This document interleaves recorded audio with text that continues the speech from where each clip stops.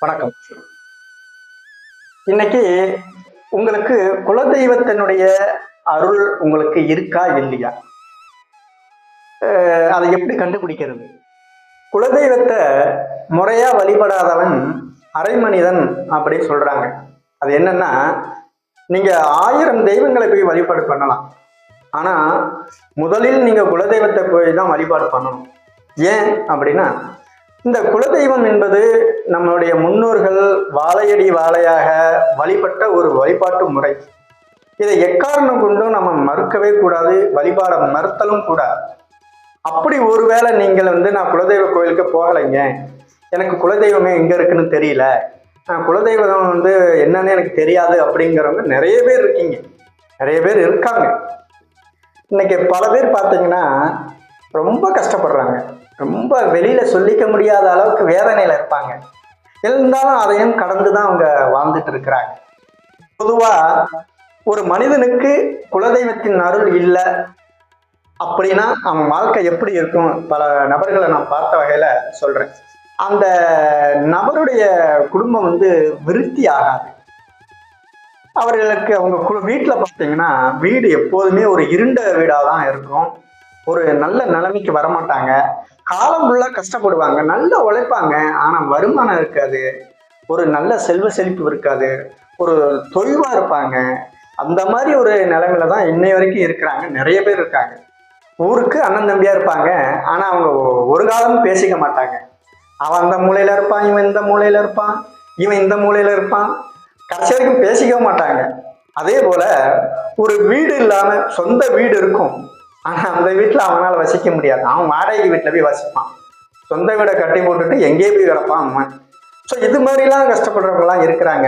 இன்னும் ஒரு சில பேர் பார்த்தீங்கன்னா எவ்வளோதோ பணம் காசுலாம் இருக்கும், நல்ல வசதி வாய்ப்பு இருக்கும், எல்லாம் இருக்கும், ஆனா அவன்கிட்ட நிம்மதிங்கிறது கொஞ்சம் கூட இருக்காது. குடும்பத்துல உள்ளவங்களுக்கு சீக்கிரம் கல்யாணம் ஆகாது.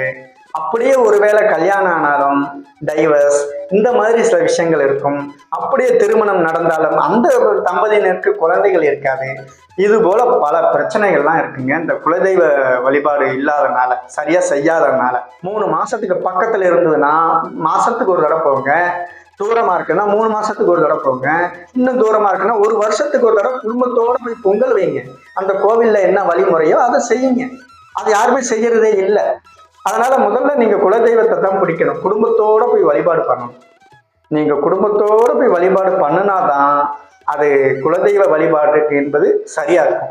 இப்ப இந்த குலதெய்வம் எனக்கு தெரியலைங்க, இந்த குலதெய்வம் வழிபாடு, குலதெய்வம் எதுன்னு எனக்கு தெரியல, இதை எப்படி நான் கண்டுபிடிக்கிறது அப்படின்னு நீங்க கேட்டீங்கன்னா, ஆண் தெய்வமா இருந்தாங்க, உங்களுக்கு ஆண் தெய்வம்னு தெரியுதுங்க, எங்களுக்கு ஆண் தெய்வம்னு தெரியுதுங்க, ஆனா எந்த தெய்வம் தான் எனக்கு தெரியல அப்படின்னு நீங்க நினைச்சீங்கன்னா, நேரா நீங்க என்ன செய்யணும் அப்படின்னா, திருச்செந்தூர் முருகப்பெருமான கெட்டியா பிடிச்சிங்க. குலதெய்வம் எனக்கு தெரியணும், அதுக்கு என்ன வழி? மனசார வழிபாடு பண்ணுங்க. அதை வீட்டு வந்த பிறகு, வீட்டுக்கு வந்த பிறகு என்ன செய்யணும் அப்படின்னா, ஒரு தாம்பலத்துல நெல் இருக்குங்க இல்லையா, நெல், அந்த நெல்லை பரப்பி ஒரு மஞ்சள் புடி வைங்க, ஒரு மஞ்சளை கொத்து வைங்க. அதுல நீங்க இந்த அருகம்புல் இருக்குங்க இல்லையா, அந்த அருகம்புல்ல வச்சு காலையில சூரிய உதயத்துக்கு முன்பா எந்திரிச்சோன்னா, இந்த சூரிய உதயத்துக்கு முன்பா எந்திரிச்சு தொடர்ந்து உங்களால் எத்தனை நாள் செய்ய முடியுமோ அத்தனை நாள் செய்யுங்க. ஒரு அகல் விளக்கு ஏற்றி அந்த அகல் விளக்கு முன்னால நீங்க உட்கார்ந்து ஒரு 1 hour இல்லைன்னா ஒரு அரை மணி நேரம் நீங்க இந்த ஒளியை பார்க்கணும். நீங்க ஒளியை பார்த்துக்கிட்டே முருகா முருகா முருகா முருகான்னு சொன்னீங்கன்னா, ஒரு நாள் இல்லை ஒரு நாள் என்னைக்காவது காட்சி கொடுப்பார். இப்ப கனவுல காட்சி கொடுப்பார். இது நிறைய பேருக்கு நடந்திருக்கு. இதை செஞ்சு பாருங்க. சிலருக்கு பெண் தெய்வமா இருக்கலாம், அவங்களுக்கு எப்படி நம்ம கண்டுபிடிக்கிறது அப்படின்னு பாத்தீங்கன்னா, பெண் தெய்வம் என்பது எல்லாருக்கும் பொதுவானவள் அங்காளம்மன் தான். மலையன்னு ஒரு அங்காளம்மன் இருக்காங்க இல்லையா, அங்க போங்க, அங்க போய் வழிபாடு பண்ணுங்க, மனசாத்மா வழிபாடு பண்ணுங்க.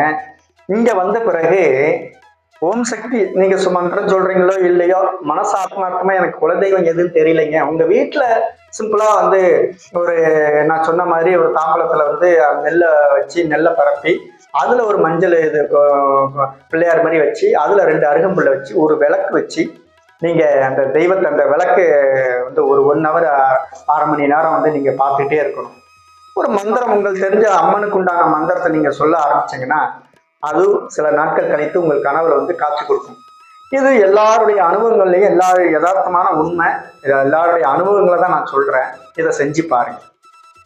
இன்னைக்கு இன்னும் சில பேர் பார்த்தீங்கன்னா எனக்கு குழந்தை பாக்கியம் இல்லைங்க, எங்க வந்து திருமணமே நடக்க மாட்டேது, ரொம்ப கஷ்டமா இருக்கு அப்படின்னு இருக்கிறவங்க என்ன பண்ணுங்க, குலதெய்வத்தை பிடிங்க. மற்ற தெய்வங்களை நீங்க பிடிக்க வேணாம்னு சொல்லல, ஃபர்ஸ்ட் குலதெய்வத்தை பிடிங்க. உங்க ஜாதகத்துல குரு பகவான் ஒரு நல்ல நிலைமையில இல்லாம இருப்பார், அதாவது நீச்ச நிலைமையில இருப்பான்னு சொல்லுவாங்க. மகரத்துல அவர் நீச்ச நிலையில இருந்தார்னா அந்த ஜாதகருக்கு எந்த ஒரு நற்பலனும் செய்ய முடியாத சூழ்நிலை தான் இருப்பார். அதுக்காக செய்யாமலாம் போயிட மாட்டார், செய்வார். யார் மூலியமா செய்வார்? நம்ம குலதெய்வத்து மூலியமா தான் செய்வார். குலதெய்வத்தை அருள் மீறி எந்த தெய்வமும் கிடையாது. நீங்க எந்த தெய்வத்தை வழிபட்டாலும் குலதெய்வம்னு ஒண்ணு பிடிச்சிக்கிட்டீங்கன்னா உங்களுக்கு எல்லாமே கிடைக்கும். அதுதான் உண்மை, நிதர்சனம். இந்த வீடியோ உங்களுக்கு பிடிச்சிருக்குன்னு நினைக்கிறேன். பிடிச்சிருந்தா சப்ஸ்கிரைப் பண்ணுங்க, லைக் பண்ணுங்க, மற்றவங்களுக்கு ஷேர் பண்ணுங்க. நன்றி, வணக்கம்.